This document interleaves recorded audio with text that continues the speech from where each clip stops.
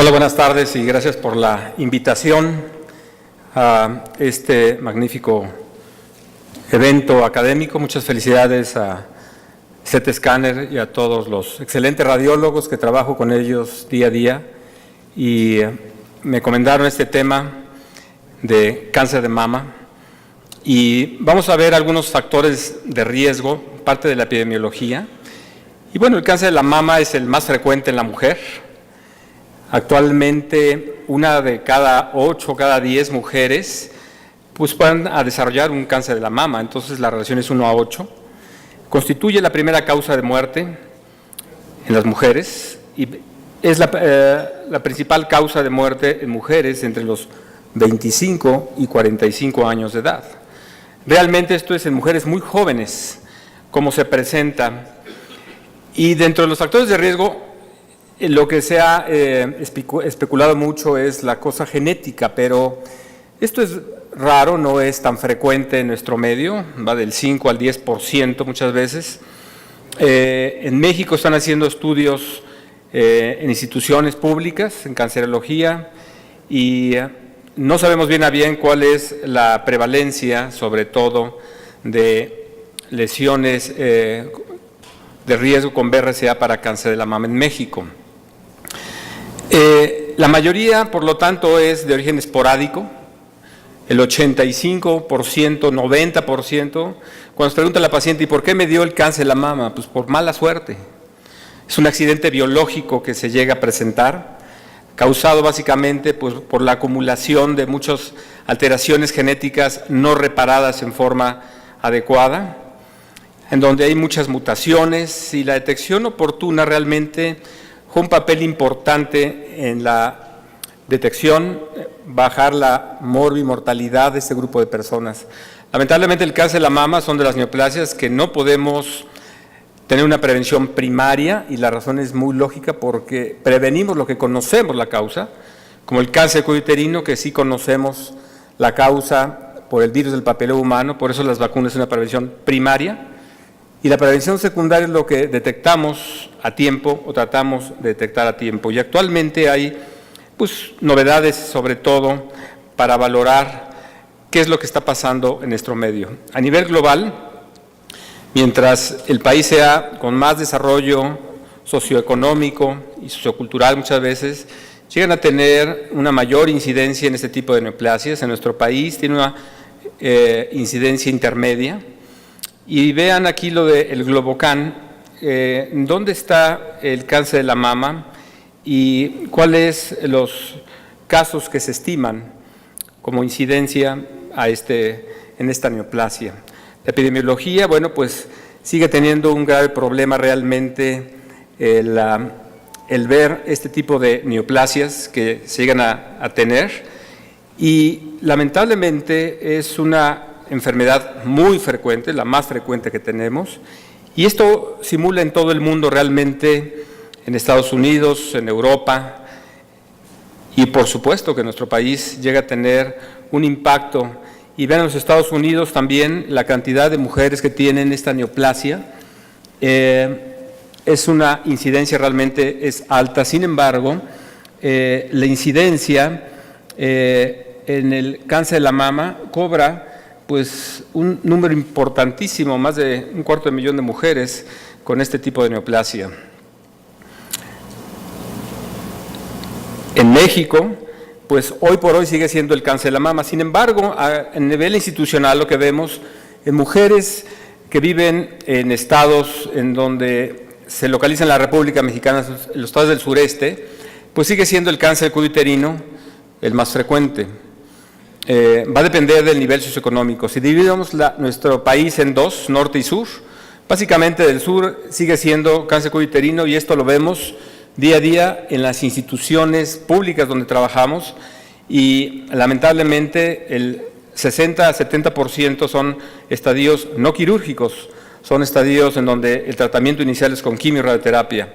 El cuello uterino sigue siendo un problema de salud pública. Sin embargo, el cáncer de la mama hoy en nuestro país sigue siendo el primer lugar a este nivel.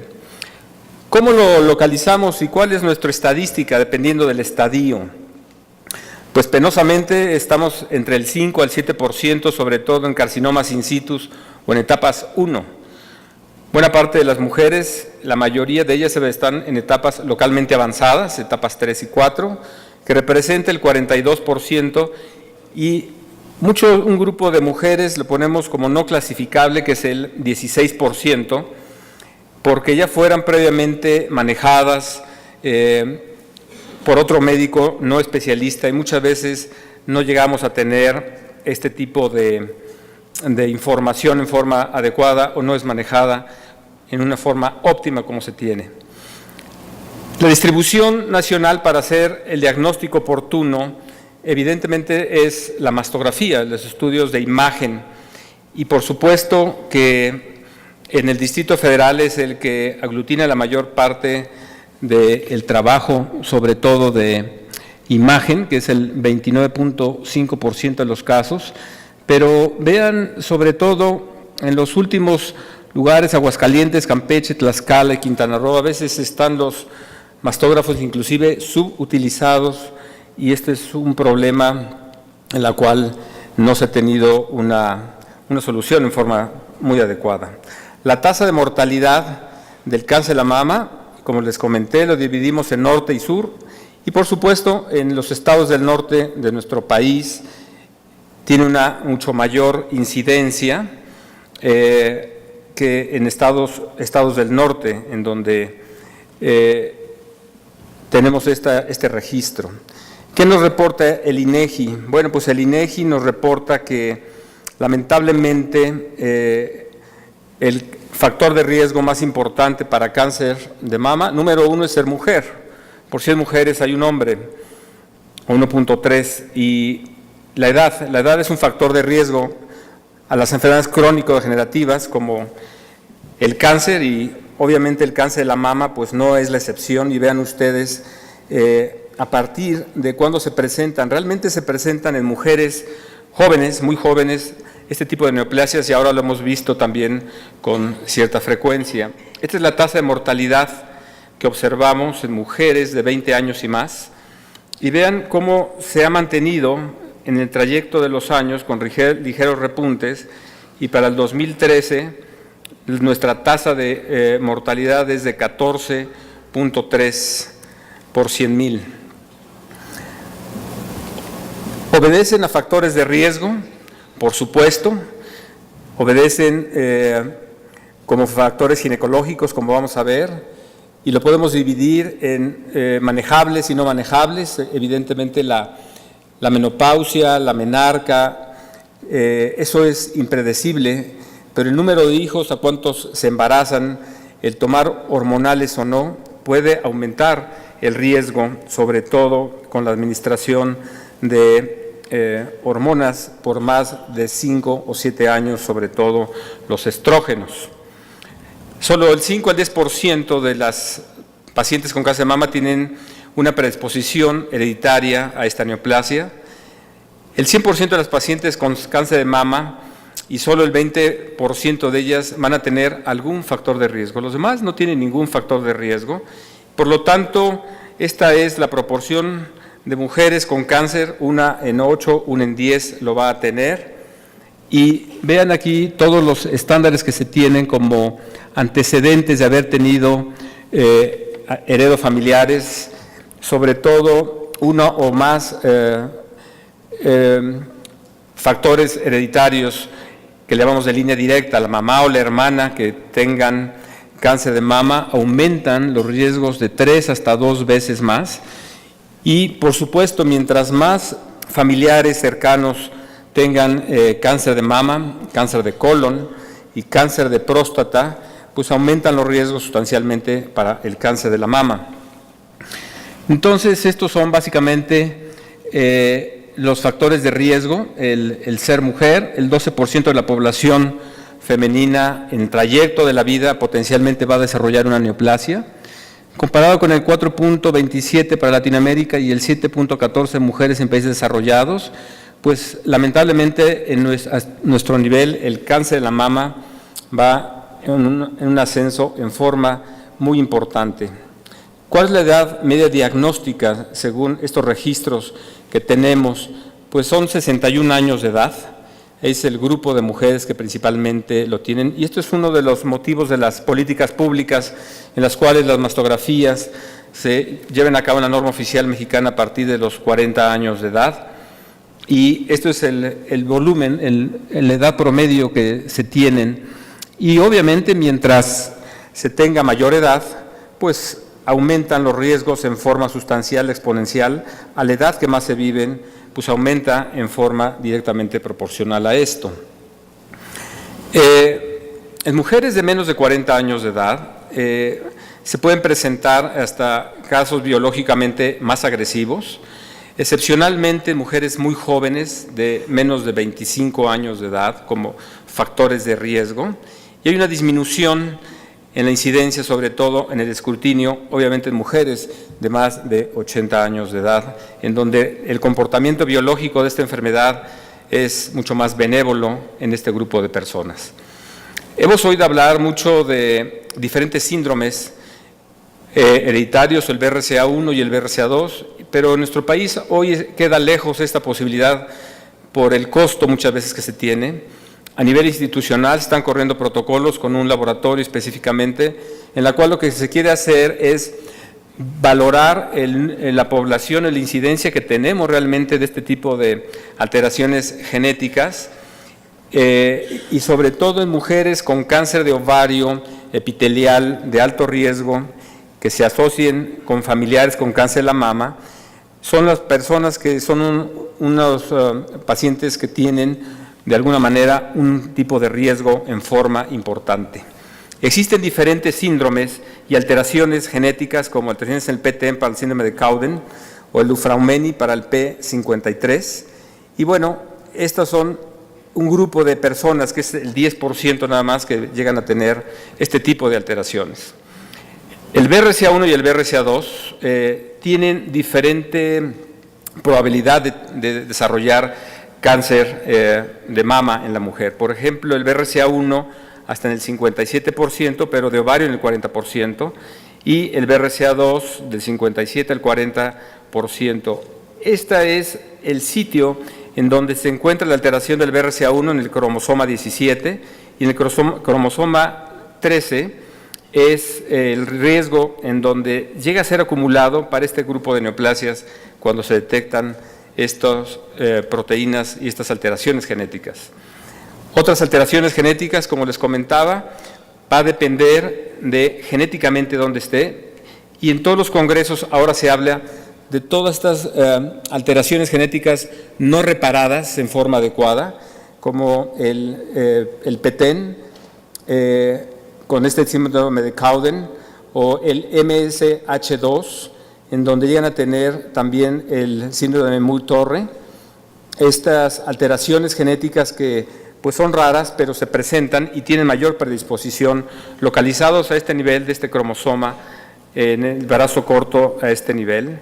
El MSH es una enfermedad autosómica dominante, son tumores múltiples que se llegan a tener, pero otra proteína mutada, el STK11, llegan a tener neoplasias en otros sitios como colon y recto, páncreas, estómago, ovario, pulmón, intestino y cuello uterino, y la mayor parte de ellos son adenocarcinomas o carcinomas glandulares.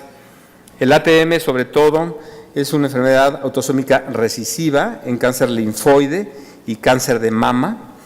Estas mutaciones confieren un riesgo relativo de cáncer de mama de 10 hasta 30 veces más de la población general que se llegan a tener. Los factores hereditarios va a depender también de la edad de presentación. Obviamente, cuando tienen una mutación genética, el riesgo es mucho mayor, sobre todo mientras más joven sea la mujer. Estos factores de riesgo hereditarios, básicamente, se van a ver dependiendo del grupo de mujeres que se tienen, y por ejemplo, el BRCA1 tiene más incidencia de triples negativos. Es un cáncer biológicamente más agresivo, en donde tiene receptores estrogénicos, progestacionales, y el HER2 negativo en una forma mucho más importante, y también llega a haber cáncer de mama en hombres. Ahora que hubo esta reunión ahora en Boston, La pregunta era sobre todo, el cáncer de mama en hombres, hay muchos hombres ahora que se aplican estrógenos pues, por sus preferencias que se tienen, y no se ha visto que tengan mayor incidencia de cáncer de mama este grupo de personas, a pesar que se inyectan estrógenos, inclusive a muy altas dosis. Bueno, los riesgos que se tienen también, dependiendo de la raza, aumenta obviamente en mujeres sajonas. Nuestro riesgo, estamos aquí de 15.5%, es la de mortalidad y la incidencia de 90.2 por 100,000 mujeres. Entonces, la raza juega un papel importante para este grupo de neoplasias que se llegan a tener. Las mujeres con densidad mamaria, ahorita vamos a ver alguna información.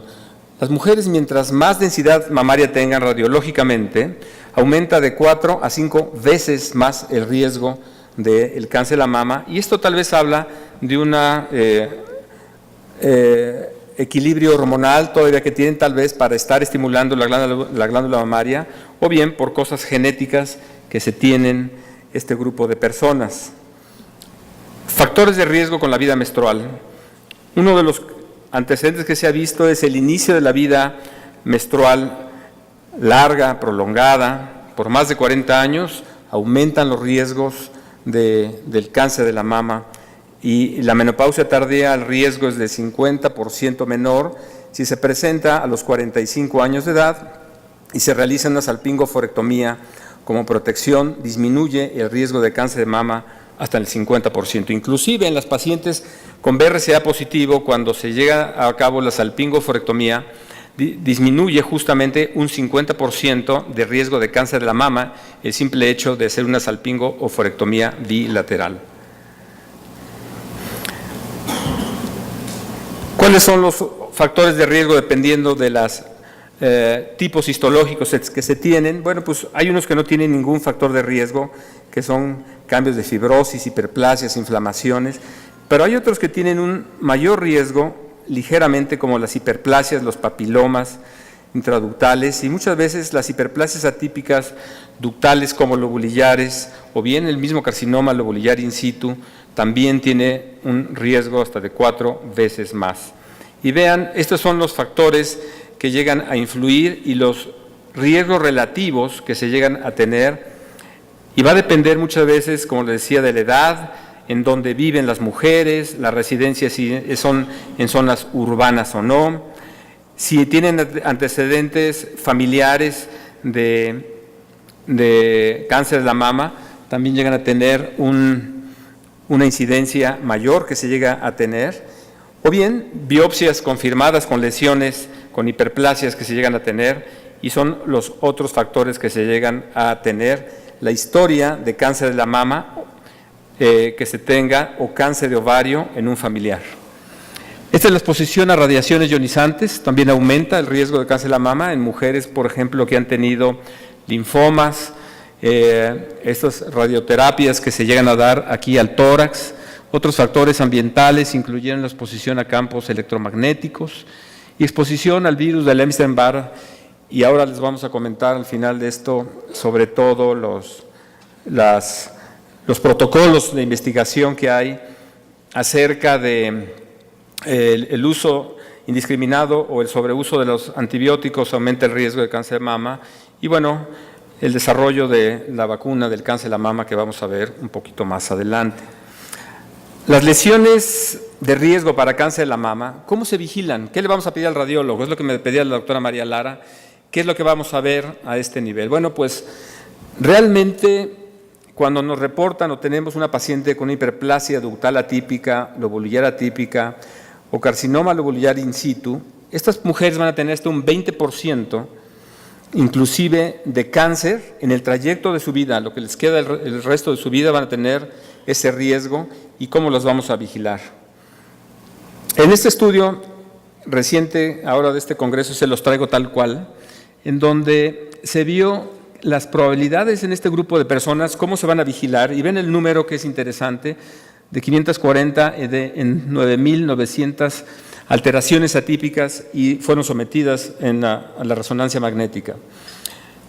En la conclusión de todo el trabajo es de que la resonancia magnética en la mama, como método de screening, puede detectar inclusive el 50% más de lesiones en el trayecto de la vida de esta mujer, que pueden ser perdidos con otros métodos, inclusive radiológicos. La densidad mamaria, como les he comentado, aumenta el riesgo de 4 a 5 veces más y es un factor de riesgo independiente en mamas extremadamente densas. Y esto es un problema para el radiólogo y es un problema para el clínico, porque nos andamos comunicando ahí con las radiólogas y cómo vamos a hacer con este grupo de mujeres realmente con mamas densas, la vigilancia, cómo le vamos a llevar a cabo. Y vean los riesgos relativos que se tienen, sobre todo cuando es una mama grasa, el riesgo es bajísimo, pero cuando el riesgo aumenta sustancialmente, mientras más densa sea la glándula mamaria, los riesgos relativos aumentan en forma importante. Y esto también se ve con las diferentes densidades y obviamente se tiene aquí en esta columna, mientras más densa sea el tejido mamario, aumenta en forma sustancial. ¿Y qué pasa con la glándula mamaria contralateral después de un cáncer?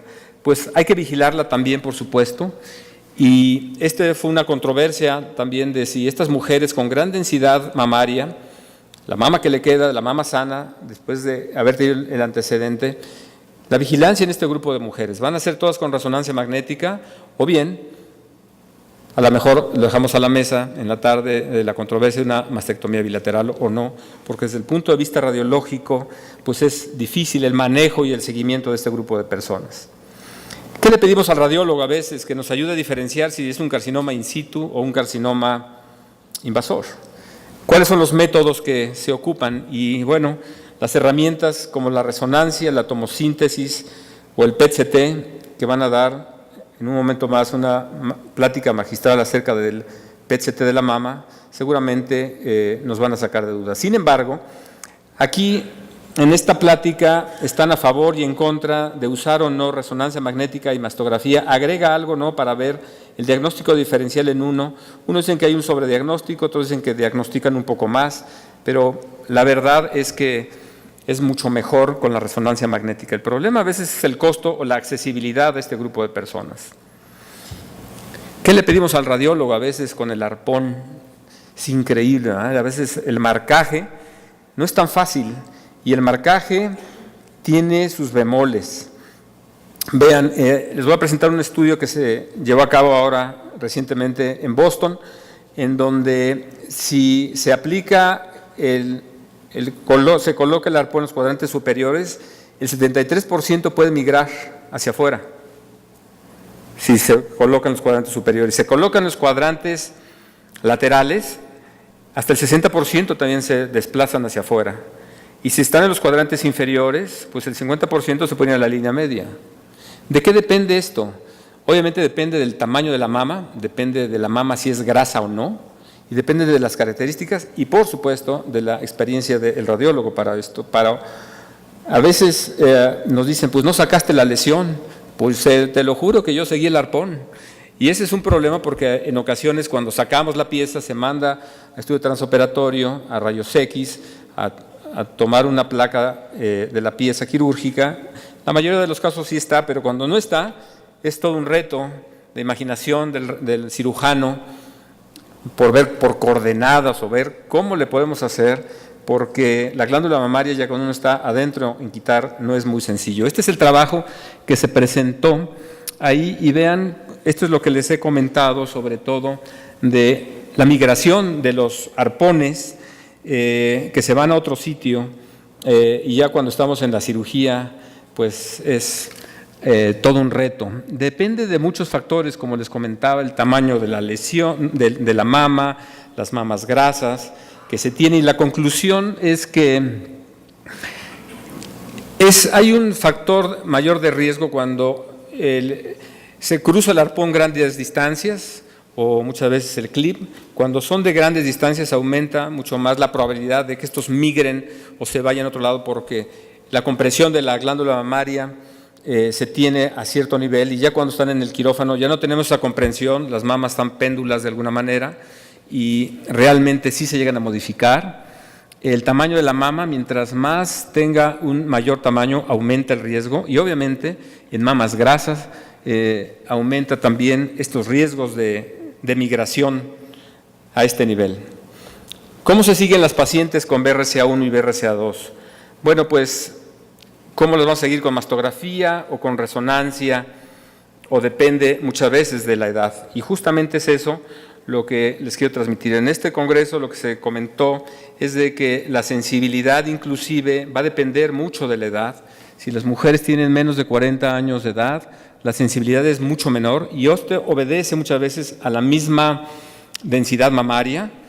Y vean, si son mujeres de más de 50 años de edad, la sensibilidad aumenta en forma muy importante. Entonces, en grupos de mujeres con BRCA dependerá de la edad muchas veces para tomar las mejores decisiones. Sin embargo, en los consensos que hay generalmente, una de las características es la edad. A partir de los 25 a 29 años de edad, la resonancia magnética con pacientes con BRCA, de los 30 a los 75 años de edad, hacer en forma combinada mastografía y resonancia, y más de los 75 años de edad, si tienen BRCA y tienen las mamas todavía, que no es lo común, bueno, se tiene que individualizar a cada persona para llevar a cabo el seguimiento.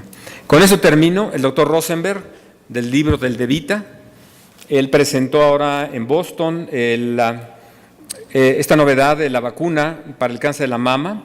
Esto es muy interesante porque es una inmunoterapia aditiva y lo que nos explicó el doctor Steven Rosenberg es que lo que hacen al tumor específicamente se van principalmente a través del anti-HER2 con las células dendríticas, toman el tumor, le sacan los linfocitos, los llegan a diseñar genéticamente, a maestrar para que vayan a atacar directamente al tumor y este tipo de células blancas las reproducen en un sistema muy específico, se las inyectan al paciente y van en contra del cáncer de la mama.